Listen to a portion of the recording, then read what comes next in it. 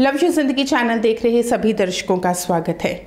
दोस्तों, कई बार ऐसा होता है कि हमारे परिवार में या आसपास हमें लगता है कि कोई शख्स ऐसा है जो बहुत कम बोलता है। एक तो आदत होती है कि कई लोग कम बोलते हैं, लेकिन अगर कोई इंसान अच्छी खासी ज़िंदगी जी रहा है, बातें करता है, लेकिन अचानक अगर हमें उनके व्यवहार में परिवर्तन महसूस होता है कि वो इंसान जो है वो कम बोलने लगा है, लोगों से टूटने लगा है, लोगों के बीच में मिलता जुलता नहीं है, तो क्या ये कोई मानसिक बीमारी के आने की निशानी हो सकती है? क्या इस पर हमें गौर फरमाना चाहिए? बस इन्हीं सवालों का जवाब जानने के लिए हम पहुंच चुके हैं डॉक्टर राजेश गुप्ता के पास, जो चंडीगढ़ बेस्ड साइकोलॉजिस्ट हैं। जानने की कोशिश करते हैं कि क्या ये कोई समस्या तो नहीं है। सर, आपका बहुत बहुत स्वागत है। वेलकम जी। डेफिनेटली मैं कहूँगा कि अगर कोई इंसान एकदम से अपने व्यवहार में चेंजेस लाए और चुप लाए, सो डेफिनेटली उसको कुछ ना कुछ ऐसी चीज़ है जो कि जिस पे इमीडिएटली स्टेप लेना चाहिए जी। क्योंकि जो एकदम से व्यवहार में चेंजेस हैं, definitely it is an indication of some psychological issues. This psychological issues can be like OCD, depression, stress, anxiety, या उसको कोई हार्ट ब्रोकन की प्रॉब्लम्स हुई हैं। आजकल बच्चों में ऐसी हार्ट ब्रोकन प्रॉब्लम्स आ रही हैं जिस करके बच्चे जो हैं वो एकदम से चुप कर जाते हैं। अगर कोई इंसान कम बातें करना शुरू कर देता है, मिलता जुलता नहीं है, तो किस तरह से उस स्टेज से हम उस बच्चे को या उस इंसान को बाहर निकाल सकते हैं? Definitely it's a matter of concern. जब किसी को एकदम से जो कि सामान्य बिहेवियर करता हो उसमें कुछ आप नोटिस करें कि बच्चा या जो भी इंसान है वो कम बोलता है, so definitely it is a sign of some psychological issues.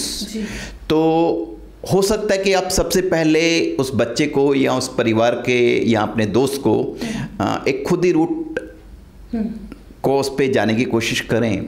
But ऐसा बड़ा कम होता है कि जो बच्चे या जो परिवार के सदस्य हैं कि वो अपने परिवार वालों से खुल पाते हैं। तो उसके लिए मैं आपको सजेस्ट करूंगा कि जब भी आप ऐसा ऑब्जर्व करें तो उसको किसी प्रोफेशनल काउंसलर, साइकोथेरेपिस्ट के पास लेके जाएं, सो दैट वो आपको उसका रूट कॉज फाइंड करके उसको आप रेमेडियल मेजर्स करके आपको बताए कि उसको क्या इश्यूज हैं। ऐसी क्यों फीलिंग होती है कि हम परिवार के सदस्य भी एक दूसरे को समझ नहीं सकते? ऐसा क्यों होता है कि हम अपने ही परिवार के लोगों के साथ घुल मिल नहीं पाते, उनसे अपनी दिल की बातें शेयर नहीं कर पाते? क्योंकि अक्सर ही कहा जाता है कि परिवार जो होता है ना, वो आपको किसी भी सिचुएशन से बाहर निकाल सकता है। फिर परिवार से ही हम टूटने क्यों लगे हैं? ऐसा क्यों हो रहा है? बेसिकली उसका एक रीज़न है कि आजकल हमारी एक्सपेक्टेशंस फ्रॉम लाइफ बहुत ज़्यादा बढ़ गई हैं। हर एक इंसान बहुत कम समय में, स्पेशली यंग जनरेशन, बहुत कुछ प्राप्त करना चाहती है। तो जब नहीं करती तो एंग्जाइटी हो जाती है। जब हम फ्यूचर का बहुत कुछ सोचते हैं तो एंग्जाइटी हो जाती है। तो हम ये भी कह सकते हैं कि मुंगेरी लाल के हसीन सपनों में हम खोए रहते हैं, और जब प्राप्ति नहीं होती तो हम एंग्जाइटी के शिकार हो जाते हैं। तो हमारा ध्यान दैट एंग्जाइटी जो है, या कई बार जो हमारी प्रोडक्टिविटी होती है एक्सपेक्टेशंस के अनुसार नहीं होती, that leads to stress. Then जब हम पास्ट का काफ़ी सोचते हैं तो हमें डिप्रेशन हो जाती है। सो कई बार ये बाई नेचर भी होता है कि हम इंट्रोवर्ट होते हैं, बट इंट्रोवर्ट जो होते हैं वो एकदम से नहीं होते, हम शुरू से होते हैं। कई बारी हमारी हार्ट ब्रोकन से हो जाती है, हमारे रिश्तों में तकरार हो जाती है, हमारे ईगो क्लैशेस बहुत हो जाते हैं। तो आजकल परिवारों में आपस में जो एक कम्युनिकेशन है, इंटरेक्शन है, सोशल मीडिया की वजह से काफ़ी कम हो गए हैं। और सेकेंडली इसका एक रीज़न ये है कि आजकल husband and wife both are earning partners, दोनों थके आते हैं, दोनों के अपने अपने कैरियर एम्बिशंस हैं, दोनों की ईगोस हैं। बच्चे जो हैं they do not make a distinction between working couples and other. Working couple है वो बच्चों का जो बचपन है वो कंपनसेट करना चाहते हैं पैसों से। तो उसमें क्या है कि उनको मोबाइल ले देंगे, बच्चों को कुछ और कंप्यूटर में इतना बिजी कर देंगे कि वो आपस में इंटरेक्शन बहुत कम हो गई है। और दूसरा कि आजकल एक और जितने भी लोग हैं उनका रुझान हो गया है कि वो एक नेचुरल एनवायरनमेंट्स में जाना बहुत कम पसंद करते हैं, उसकी वजह से ये बहुत कम हो गया है। तो मैं तो ये सजेस्ट करता हूँ कि डेफिनेटली अगर आप ऐसी चीज़ नोटिस करें किसी भी परिवार के मेंबर में, उसको इग्नोर मत करें, इमीडिएटली कुछ ऐसी चीज़ें करें जिससे आप उसको प्रोफेशनल हेल्प लें। या मैं तो सजेस्ट कर दूंगा कि जैसे पहले क्या होता था कि रात को आप भोजन इकट्ठा करते थे, कीजिए।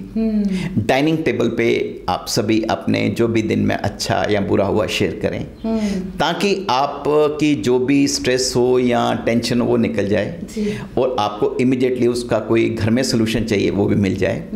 आप संडे के संडे इफ़ पॉसिबल घर में हवन करें, कोई अपना जैसे किसी भी आपकी कोई रिलीजियस एक्टिविटीज़ हैं वो करें, और कोशिश करें आप अपने रिलेटिव्स के साथ, अपनी रूट्स के साथ एकदम से कट ऑफ मत होइए।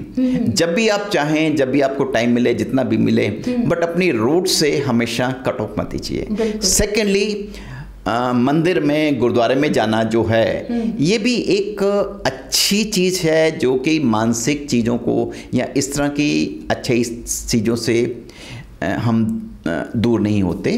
तो आपको, because a man is a social animal, तो हमें अनसोशल नहीं होना, हमें सोशल बन के ही रहना चाहिए। अगर हम सोशल बन के रहेंगे तो हम इन चीज़ों से काफ़ी जल्दी छुटकारा पा सकते हैं। सर, एक क्वेश्चन पूछूंगी कि ऐसे लोगों से व्यवहार कैसा करना चाहिए जब हमें पता चल गया भी ये थोड़ा सा हमसे अलग हो रहा है, यानी कि इसको कोई ना कोई समस्या है जो इसको परेशान कर रही है, तो घर पर या बाहर या ऐसे इंसान के साथ जब हम बैठते हैं तो हमारा व्यवहार कैसा होना चाहिए उसके लिए?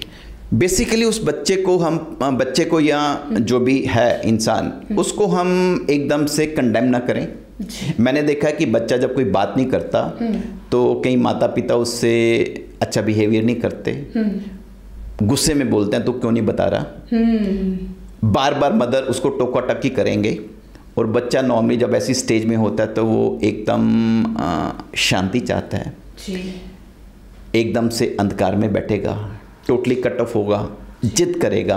तो उस बच्चे से हम नॉर्मल बिहेवियर करें, उसको बार बार कंपेल मत करें, बट यस उसको एक स्पेशल ऑब्जर्व करें, नोटिस करें, और जितनी जल्दी होगा तो उस बच्चे को थोड़ी सी मोटिवेशनल स्टोरी सुनाइए, मोटिवेशन करें, और उससे बिना पूछे उस बच्चे को इफ पॉसिबल आप डाइनिंग टेबल पे या कहीं भी रात को सोते दफ़ा उसको कोई मोटिवेशनल कहानियाँ सुनाइए, अपनी कोई जीवन की ऐसी कहानियाँ सुनाइए कि जहाँ पे आप क्राइसिस थे, उस क्राइसिस में से कैसे निकलेगा, तो बच्चे को मोटिवेट कीजिए। तो धीरे धीरे, अगर कई बच्चे होते हैं जो इन मोटिवेशनल या एनकरेजमेंट को इमीडिएटली रिस्पॉन्ड करते हैं, कई बच्चे टाइम लगाते हैं। हैव पेशेंस, इनको धीरे से पेशेंस से डील कीजिए, और जितनी जल्दी हो सके इस स्टेज पे किसी प्रोफेशनल एडवाइस इग्नोर मत कीजिए।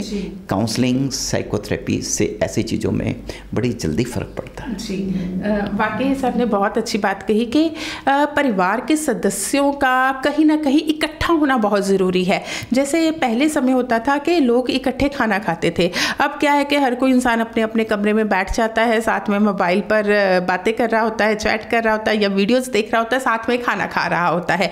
तो अगर हम ये एक रूटीन बना लेंगे कि खाना तो सभी ने इकट्ठे ही खाना है, मोबाइल्स को दूर रखकर, तो कहीं ना कहीं हम सब जो है अपनी बातें ज़रूर शेयर करना शुरू कर देंगे, और यहीं से मेरे ख्याल से उस इंसान के व्यवहार में परिवर्तन आना शुरू हो जाएगा। जो इंसान कहीं ना कहीं हमसे छूट रहा है, पीछे छूट रहा है, उनको अपने साथ लेकर चलने की ज़रूरत होती है। तो सर ने बहुत अच्छी बात कही कि ये एक संकेत है कहीं ना कहीं इस बात का कि वो इंसान परेशान है, अंदर ही अंदर जूझ रहा है। सर, आपने कीमती समय दिया, बहुत बहुत धन्यवाद। थैंक यू जी।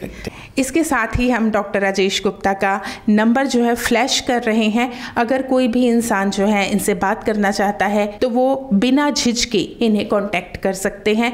तो ज़रूर अगर हम बात करेंगे तभी हल निकलेगा। आज के लिए इतना ही, धन्यवाद।